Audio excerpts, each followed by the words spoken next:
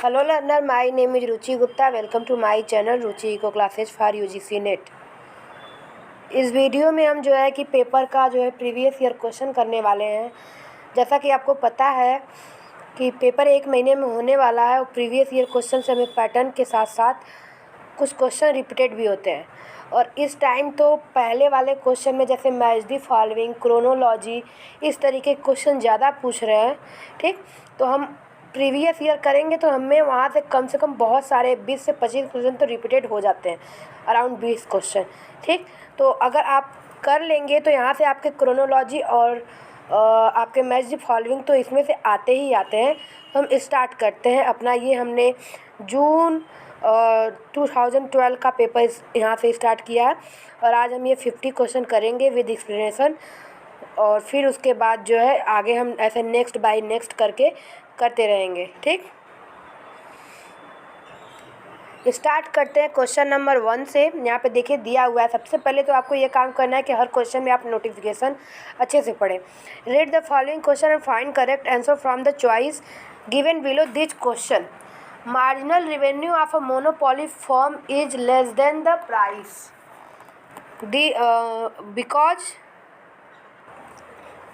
Because demand curve has a positive slope. तो आपको आपने मोनोपोली पढ़ा है तो आपको पता है कि उसमें डिमांड कर्व हमारा जो है निगेटिव स्लोप होता है, AR और MR इस तरीके से। ठीक,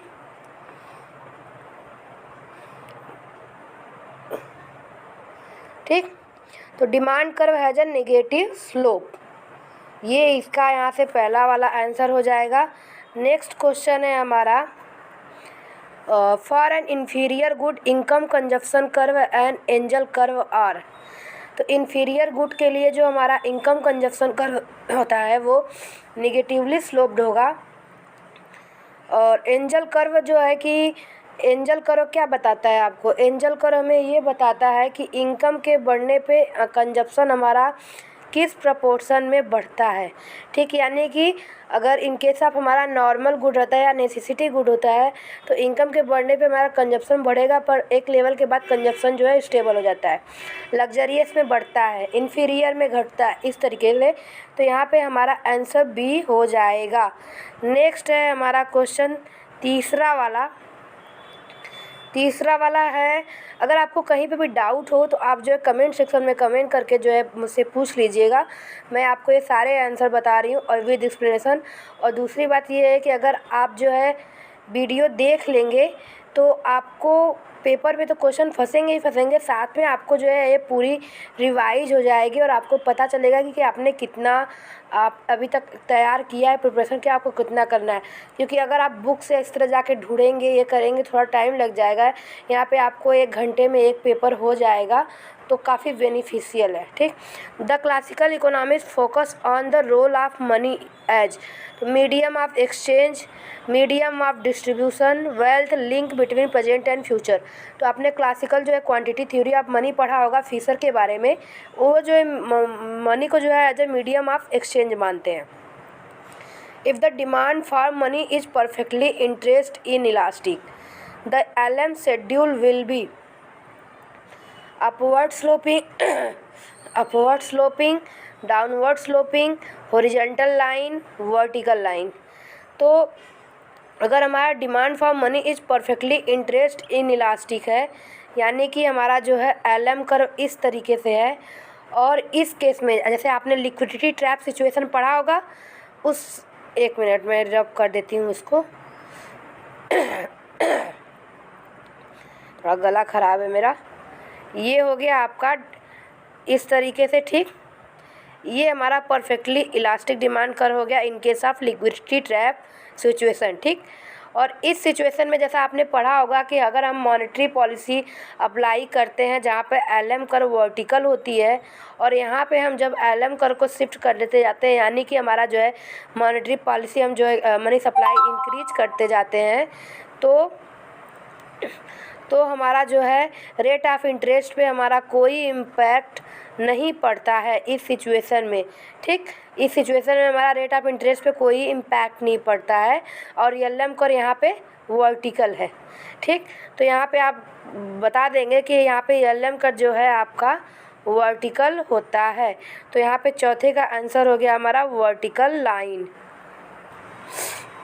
Herod-Domar model of economic growth is based on the equilibrium between income generation and productive capacity creation. ठीक, equilibrium between income and consumption, equilibrium between saving and investment, none of the above.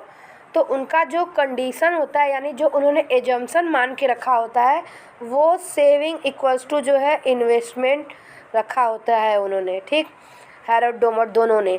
और ये जो हमारा income generation, आप इसमें जो है confuse हो जाएंगे कि इनकम जनरेशन और प्रोडक्टिव कैपेसिटी, तो ये उनको जो है ये इस थ्योरम को प्रूफ करने के लिए उन्होंने दो तरीके अपनाए थे, जिसमें एक हमारा इनकम जनरेशन किस तरह से इनकम जनरेट होगा और दूसरा प्रोडक्टिव कैपेसिटी किस तरीके से इंक्रीज होगी, ये उन्होंने किया था। लेकिन कंडीशन हमारा equilibrium between saving and investment ही होगा। तो पांचवा का C. Question number 6, in calculating the buoyancy of a tax. तो बायोंसी ऑफ टैक्स क्या होता है? एक इलास्टिसिटी ऑफ टैक्स होता है, यानी कि हमारा जीडीपी का कितना % हमारा जो है टैक्स रेवेन्यू जो है कलेक्ट हो रहा है, यानी कि कितने % लोग जो है टैक्स पे कर रहे हैं, वो इलास्टिसिटी हो गया हमारा। बायोंसी ऑफ अ टैक्स कि हमारा टैक्स बेस कितना इंक्रीज हो रहा है, यानी कि अगर समझिए कि अगर आपने एज अ अजम्पशन 2011 में हमारा 100 लोगों ने जो है 100 पीपल ने जो है टैक्स दिया। ठीक, 2012 में हमारा जो है 120 पीपल ने दिया, तो ये 20 लोग जो इंक्रीज हुए, ये हमारा टैक्स बेस इंक्रीज हुआ है, यानी कि ये दायरा जो है वो इंक्रीज हुआ है। इसे जो है हम बायोंसी ऑफ टैक्स बोलते हैं। ठीक, और ओनली ये ऑप्शन दिया हुआ है ओनली डिस्क्रिशनरी चेंज, तो ये आपका फिजिकल से रिलेटेड है। ओनली ऑटोमेटिक चेंज या जैसे मार्केट में जो चेंजेस हो रहे हैं उसके अकॉर्डिंग अगर चेंज हो रहा है तो भी तो इनकम पे इफेक्ट पड़ेगा ना, तो इसलिए यहाँ पे ऑप्शन सी हो जाएगा कि in calculating the buoyancy of tax we consider both A and B. Which of the following measure of the central tendency suits the data best if the objective is to assess the distribution of value? यानी ये पूछ रहा है कि कौन सा central tendency का जो है मेजरमेंट है, जो डिस्ट्रीब्यूशन जिसके जो है कि हर मतलब वैल्यू ऑफ डिस्ट्रीब्यूशन जिसमें अच्छा हम पता चल सके और जिससे हम डाटा को एसेस कर सके। तो अरिथमेटिक मीन के लिए आपको सारी वैल्यू चाहिए होती है, तो वो नहीं होगा। कुर्टोसिस तो मेजर ऑफ सेंट्रल टेंडेंसी है ही नहीं। यहाँ पे मीडियन जो है ये आंसर होगा 7 का C. Comparative cost advantage in Ricardo international trade theory arise due to labour cost differences in factor endowment, factor abundance defined in terms of factor prices। तो अगर आपने इंटरनेशनल पढ़ा है तो आपको पता है कि ये दोनों जो है एचओ के बारे में है, क्योंकि एचओ थ्योरी जो है हैक्सर ओलिन वो फैक्टर इंडोमेंट्स एंड फैक्टर अबंडेंस के बारे में बात कर रहे हैं, और कंपैरेटिव कास्ट एडवांटेज यहाँ पे लेबर कास्ट के डिफरेंस के बारे में है। तो 8वां का जो हो जाएगा क्वेश्चन नंबर 8 का ऑप्शन नंबर ए जो है सही है। नेक्स्ट,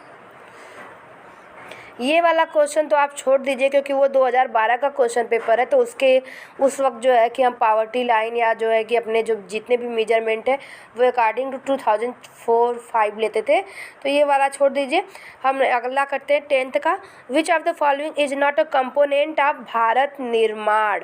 ये एक स्कीम है, तो इसमें पूछा गया कौन सा कंपोनेंट नहीं है भारत निर्माण का, तो रूरल हाउसिंग है भारत निर्माण में, क्योंकि भारत निर्माण में रूरल हाउसिंग, रूरल टेलीफोनी और रूरल इलेक्ट्रिफिकेशन ये तीनों जो है इम्पॉर्टेंट रोल प्ले करते। एग्रो बेस्ड इंडस्ट्री यानी कि एग्रीकल्चरल बेस्ड इंडस्ट्री ऐसा कुछ भी भारत निर्माण में नहीं कहा गया है, तो ये वाला जो है 10th का सी इसका आंसर हो जाएगा। नेक्स्ट हम क्वेश्चन करते हैं। ये देखिए, ये आ गया आपका क्वेश्चन जिस तरह का क्वेश्चन आजकल पूछा जा रहा है। ठीक, एक इस तरीके से भी क्वेश्चन पूछे जा रहे हैं, क्रोनोलॉजी भी पूछे जा रहा है, मैच द फॉलोइंग पूछे जा रहा है। तो पहले के क्वेश्चन में देखिए इस तरह से वो 10-10 क्वेश्चन देते थे। आजकल वो पैटर्न धीरे धीरे वो इस तरह 10-10 तो नहीं, लेकिन हाँ 10-10 क्वेश्चन तो आ ही जाते हैं। तो 11th की बात करते हैं। A point of kink in the kink demand करो। सबसे पहले किंग डिमांड करो के बारे में जानिए। किंग डिमांड करो का कॉन्सेप्ट किसने दिया था? पॉल एम स्विजी ने दिया था। बहुत ही मोस्ट IMP क्वेश्चन है। और किंग डिमांड कर जो है ओलिगोपॉली किससे रिलेटेड है? ओलिगोपॉली में वो भी नॉन कोल्यूजिव में से रिलेटेड है। इसका मतलब ये कि जो दो पार्टिसिपेंट्स होते हैं या जो दो कंट्री होती है या जो दो लोग होते हैं वो आपस में कोल्यूट करते हैं, मतलब उनके बीच जो है झगड़े होते हैं अपने रेट के लिए, अपने प्राइसेस के लिए, तो उसके लिए फिर बाद में वो जो है इंटरडिपेंडेंस करते हैं। ओलिगोपॉलिस्टिक का जो है एक इम्पॉर्टेंट कैरेक्टरिस्टिक्स है इंटरडिपेंडेंस। ठीक, तो यहाँ पे जो है किंग डिमांड करो में क्या दो चीज़ें जो है इम्पॉर्टेंट है? तो एक है प्राइस रिजिडिटी, और अगर प्राइस रिजिडिटी है तो आपके साथ यहाँ पे जो है क्वांटिटी की भी जो है रिजिडिटी होगी। तो 11th का जो है हमारा आ जाएगा option number A. Price rigidity का मतलब होता है, जैसे आप बोल सकते हैं प्राइस स्टिकीनेस, यानी प्राइस इतनी जल्दी अप डाउन नहीं होते हैं। ठीक, नेक्स्ट है हमारा 12th number. Improvement in the BOP deficit में भी इफेक्टेड थ्रो, यानी हमारा अगर BOP में डेफिसिट में इम्प्रूवमेंट हो रहा है तो वो कैसे इफेक्ट हो सकता है? तो एक्सपोर्ट प्रमोशन ये हमारा जो है एक इम्पॉर्टेंट पार्ट है अगर हमें डेफिसिट को कम करना है। इंपोर्ट कंट्रोल ये भी है, फॉरेन एक्सचेंज कंट्रोल ये भी है, और डिवाल्यूएशन जो है हम करते हैं अपनी मनी का जो है कि वैल्यू कम करते हैं इन फॉरेन कंट्री, तो as comparison to foreign currency, तो उसका वो तभी सक्सेसफुल होगा जब एक्सपोर्ट प्रमोशन होता है और जो है इंपोर्ट कंट्रोल होता है। उसके अलावा ये है कि डिवाल्यूएशन के सक्सेसफुल होने के लिए एक सबसे ज़्यादा इम्पॉर्टेंट कंडीशन है EX + EM is greater than 1। Elasticity of export plus elasticity of import is greater than 1, तभी जो है ये डिवाल्यूएशन जो है सक्सेसफुल होता है। और ये किसने दिया है? मार्शल लर्नर ने दिया है। मोस्ट IMP है, हर बार पेपर में पूछा जाता है। ठीक, तो इस तरीके से हमारा 12th का हो गया बी। 13 का the problem relating to burden of public डेप्ट हैज़ बिन डील्ड बाई। अभी ये प्रीवियस ईयर में 2 बार से हो रहा है। अभी ये आपको सितंबर जो 2020 में हुआ था वहाँ पे भी ये क्वेश्चन रिपीट हुआ था, उसके पहले वाले में भी ये क्वेश्चन जो रिपीट हुआ, तो ये 3-4 बार ये वाला क्वेश्चन 13 का जो है रिपीट हो चुका है। और बर्डन ऑफ पब्लिक डेप्ट ये जो है हमारा आ जाएगा AP लर्नर और AH हैंसन, यानी कि first and fourth are correct. 13 का C जो आंसर है वो सही है। अब हम चलते हैं 14 क्वेश्चन की तरफ। Fiscal policy relate to the government decision in respect of. तो फिजिकल पॉलिसी के कौन कौन से टूल्स है वही पूछा है। तो टैक्सेशन है, गवर्नमेंट स्पेंडिंग है, गवर्नमेंट बारोइंग है, पब्लिक डेप्ट। ठीक, तो इसमें जो है सभी ही है। पब्लिक डेप्ट लेती है जो गवर्नमेंट पब्लिक से जो है डेप्ट लेती है, और गवर्नमेंट जो बोरोइंग लेती है दूसरों से उसी को गवर्नमेंट बोरोइंग बोलते हैं, जो कि एक दूसरे के सिनोनिम्स है इन टर्म्स ऑफ गवर्नमेंट अगर अपने होम कंट्री में लेते हो पब्लिक से। ठीक, और टैक्सेशन और गवर्नमेंट स्पेंडिंग। तो हमारा ऑप्शन नंबर यहाँ पे एक मिनट, यहाँ पे ऑल ऑफ द एबव और करेक्ट हो जाएंगे, चारों सही है। ठीक, अब हमारा आ गया SDI। ये है हमारा SDI के बारे में। SDI interested with reference to, यानी कि SDI के कौन कौन से कंपोनेंट हैं। ठीक, तो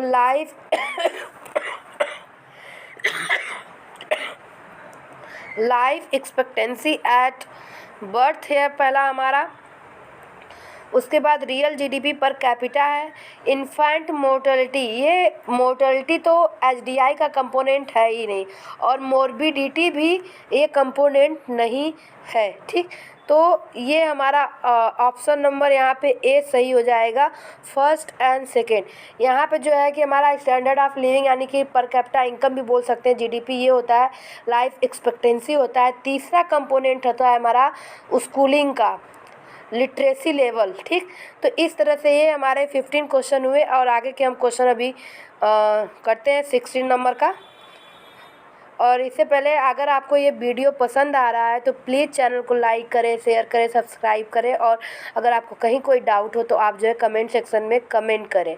ठीक, क्योंकि आपको ऐसी वीडियो अब जो है कि 1-2 दिन में मिलती जाएगी और आज से आपके पेपर के प्रिपरेशन भी हो जाएंगे और हम पेपर 1 भी स्टार्ट करने वाले हैं इसी तरह से, जिससे कि क्योंकि कम समय है तो आपको सारे कॉन्सेप्ट इससे अच्छे तरह से पता चल जाएंगे विद एक्सप्लेनेशन। ठीक, तो स्टार्ट करते हैं क्वेश्चन नंबर 16।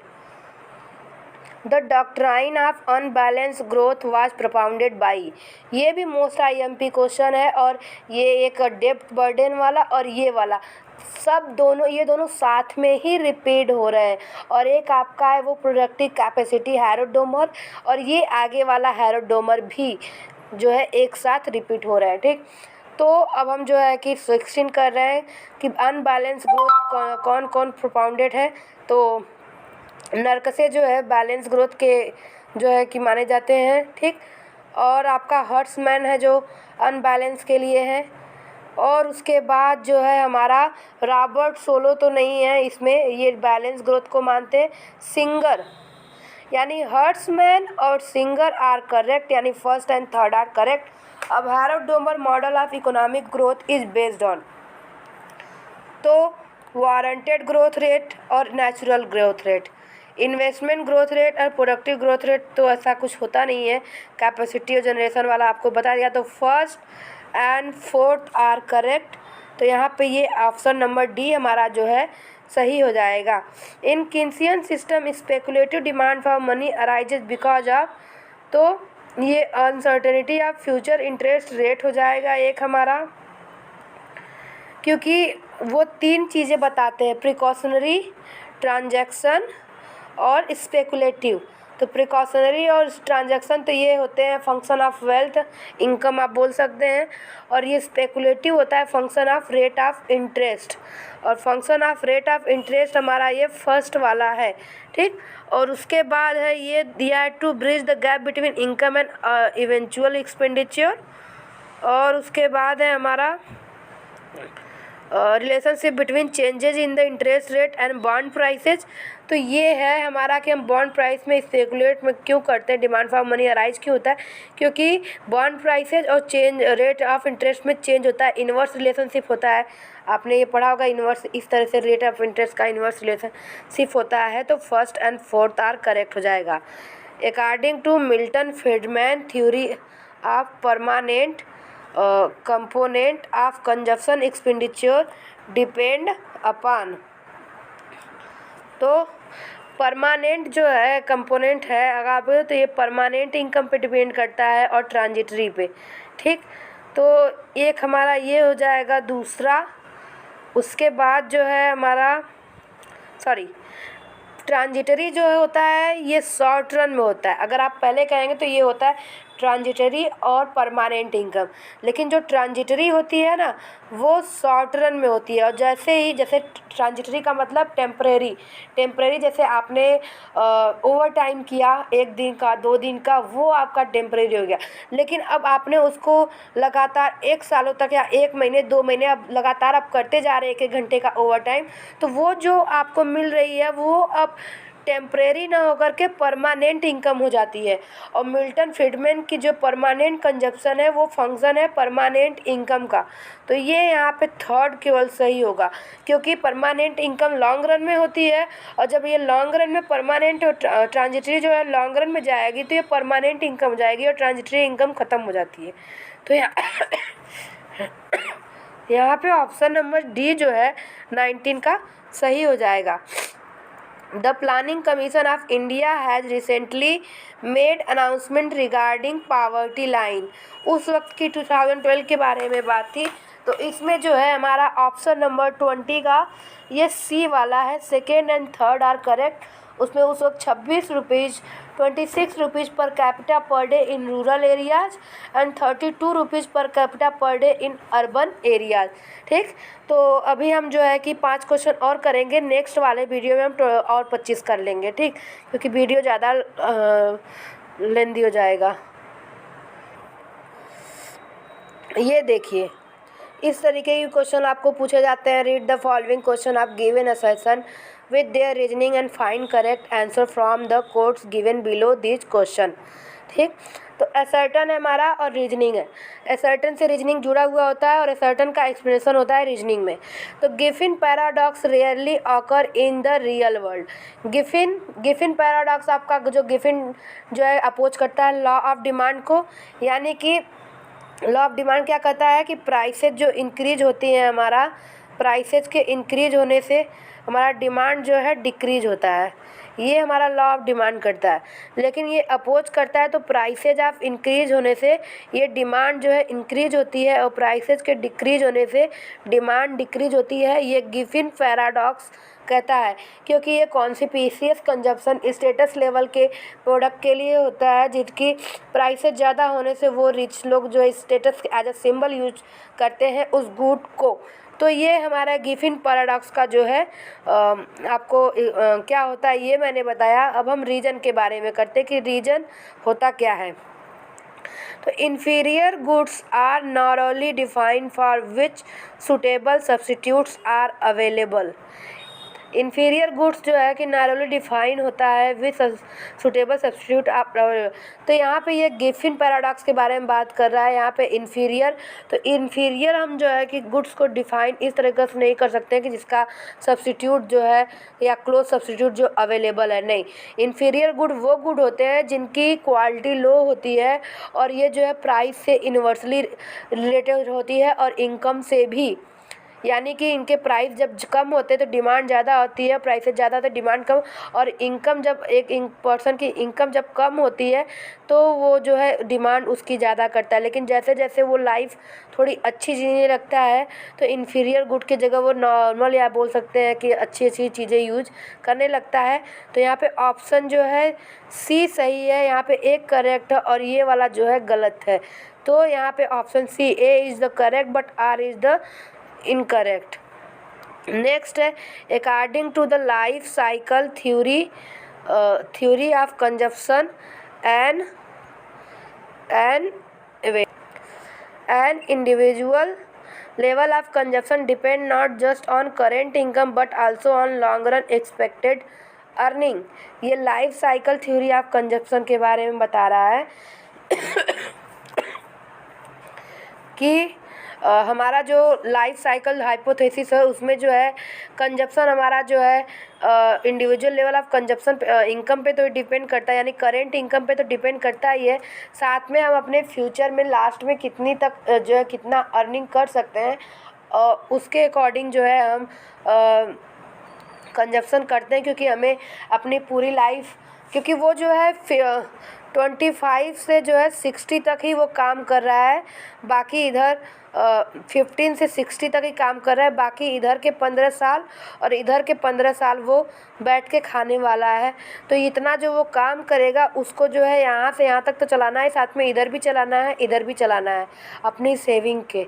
तो इसलिए हमारा जो इनकम कंजप्शन होता है वो करेंट इनकम के साथ साथ एक्सपेक्टेड लेवल ऑफ अर्निंग पे भी डिपेंड करता है। और रीजन इसका क्या है, individual are assume to plan a pattern of expenditure based on expected earning over life time, यानी वो जितनी अर्निंग करेगा एक्सपेक्टेड इन पूरे लाइफ में उसके अकॉर्डिंग वो जो है अपना एक्सपेंडिचर प्लान बनाता है। तो यहाँ पे ये दोनों सही हैं और R is the correct explanation of A. अब हम जो है 23rd का करेंगे assertion reasoning. Effective demand can be increase by more equitable distribution of wealth. ठीक, तो यहाँ पे आप जो है इफ़ेक्टिव डिमांड के बारे में जान लीजिए। तो इफ़ेक्टिव डिमांड कॉन्सेप्ट जो दिया है वो किन्स ने दिया है। इफ़ेक्टिव डिमांड का होता है जहाँ पे aggregate supply equals to aggregate demand, या बोल सकते हैं aggregate demand equals to aggregate supply, वहाँ पे जो है हमारा इफ़ेक्टिव डिमांड होता है। तो ये जो है effective demand can be increase by more equitable distribution of wealth 30 or 40 entities with income averaging between 1 lakh and 5 lakh would create much more effective demand than a single entity having income of 10 lakh a year। तो इसका जो हो जाएगा B answer हो जाएगा कि ये effective demand जो है अपना यहाँ पे इस वाले ऑप्शन से ये जो इसका जो है इक्विटी से रिलेटेड है, करेक्ट एक्सप्रेशन है। ठीक, और ये हमारा जो है फिजिकल कंसोलिडेशन से है, तो उस टाइम के पीरियड तो ये आपको नहीं पूछेगा, तो इसको हम 24 को छोड़ देते हैं। आंसर जानने के लिए मैं आपको बता दूं कि 24 का ये ए वाला ऑप्शन जो है सही है, यानी दोनों करेक्ट एक्सप्रेशन है। अब 25 का है K/L ratio will adjust through time in direction of equilibrium ratio. तो कैपिटल लेबर रेशियो जो है आपने अगर वो इक्विलिब्रियम आप जो है टेक्नोलॉजी इक्विलिब्रियम ये सारी चीज़ें पढ़ा होगा आगे में, तो ये जो है K/L रेशियो जो है वहाँ पे बता रहा है कि ये डायरेक्शन के साथ साथ इक्विलिब्रियम के रेशियो को भी हम इसको अप डाउन करके एडजस्ट कर सकते हैं उसके रेशियो को। ठीक, और यहाँ पे फिर दिया हुआ है कि बिकॉज द टेक्निकल, देखिए यहाँ पे ये है ना टेक्निकल कोफिशिएंट वाला, मैंने अभी बोला आप प्रोडक्शन आर वेरिएबल, क्योंकि जो प्रोडक्शन टेक्निकल प्रोडक्शन है यहाँ पे वेरिएबल है, वो चेंज होते रहते हैं, इसलिए इक्विलिब्रियम लाने के लिए हमें K/L को अप डाउन करना पड़ता है। तो यहाँ पे ऑप्शन नंबर बी सही है। नेक्स्ट हम जो है कि इसके पाँचों कर लेते हैं, फिर उसके बाद हम जो है अपना करेंगे। ये हमारा 27 financial inclusion in desirable to help weaker section of society in the country. तो फाइनेंशियल इंक्लूजन क्या होता है कि जो हमारे यहाँ गरीब और पुअर पर्सन है जिनके पास बैंकिंग और फाइनेंशियल से रिलेटेड जो है सुविधाएं नहीं पहुँच रही है, उनको वहाँ तक पहुँचाना एट अ मिनिमम कास्ट। ठीक, ये हमारा जो है फाइनेंशियल इंक्लूजन हो गया। अब ये पूछता है investment activity needs to be promoted to facilitate access to development benefit to masses, यानी लोगों तक जो है बेनिफिट पहुंचाने के लिए, डेवलपमेंट करने के लिए हमें जो है इन्वेस्टमेंट एक्टिविटी को बढ़ानी चाहिए। तो ये बिल्कुल सही है। A and R are correct and R is the correct explanation of A. अब हम नेक्स्ट चलते हैं stationary state in the end of process of capital formation, और जो है रीजनिंग है scarcity of natural resources are also capital leads the economy to the stationary state. ठीक, ये हमारा दिया हुआ है। तो जो स्टेशनरी स्टेट हमारा कंडीशन होती है, यानी del Y by Y equals to K/K, del K/K del by L, इसको जो है सोलो मॉडल में स्टेशनरी स्टेट के कंडीशन से जाना जाता है। ठीक, और एक SFK इक्वल्स टू ये K0 वाला जो इक्वेशन होता है वहाँ पे भी इसको जाना जाता है। तो दोनों को, तो यहाँ पे जो है stationery state is the end of process of capital formation, यानी वहाँ पे जो है फुल एम्प्लॉयमेंट होती है, फुल कैपेसिटी होती है, del Y by del Y del K/डेल K, यहाँ पे जो है full employment, full capacity, full output होती है। तो scarcity of natural resources are also capital list and economy to the stationary state, क्योंकि यहाँ पे अगर नेचुरल रिसोर्सेज की कमी होती है तो यहाँ पे इन्वेस्टमेंट बढ़ा देंगे, जो कि एक दूसरे को जो है इक्विलिब्रियम कंडीशन में पहुँचा देते हैं। तो यहाँ पे 27 का ये बी हो जाएगा। अब हमारा आ गया 29, investment has also a supply effect because it's raises capacity to produce. तो इन्वेस्टमेंट का ये इन्वेस्टमेंट पे जो है सप्लाई का जो है इफ़ेक्ट पड़ता है, क्योंकि जैसे जो आपका सप्लाई होता है, अगर इन्वेस्टमेंट इंक्रीज हो रही है तो सप्लाई भी इंक्रीज होगी, और अगर सप्लाई को जो है अगर अच्छी तरीके, यानी कि अगर सप्लाई जो है पूरी कंज्यूम हो जा रही है, यानी मार्केट में डिमांड है, तो सप्लाई का जो इफ़ेक्ट पड़ेगा ना, अगर सप्लाई आप इन्वर्सली लें कि सप्लाई जो है आपकी जो है कंज्यूम ही नहीं रही है, डिमांड नहीं बच रही, यानी स्टॉक हो रहा है, तो इन्वेस्टमेंट वाले इन्वेस्टमेंट करेंगे नहीं, क्योंकि उस चीज़ की डिमांड ही नहीं, और जब उस चीज़ की डिमांड ही नहीं रहेगी तो इन्वेस्टमेंट उस सेक्टर में कम होगा ना। तो because it's raises capacity to produce, तो ये दोनों है सही है। A and R correct explanation of A गोल्ड। तो अगर आपको जो है वीडियो पसंद आए तो और नेक्स्ट क्वेश्चन में करेंगे। अगर आपको वीडियो पसंद आया तो चैनल को लाइक करें, शेयर करें, सब्सक्राइब करें। 29 हम नेक्स्ट में करेंगे। Thank you so much.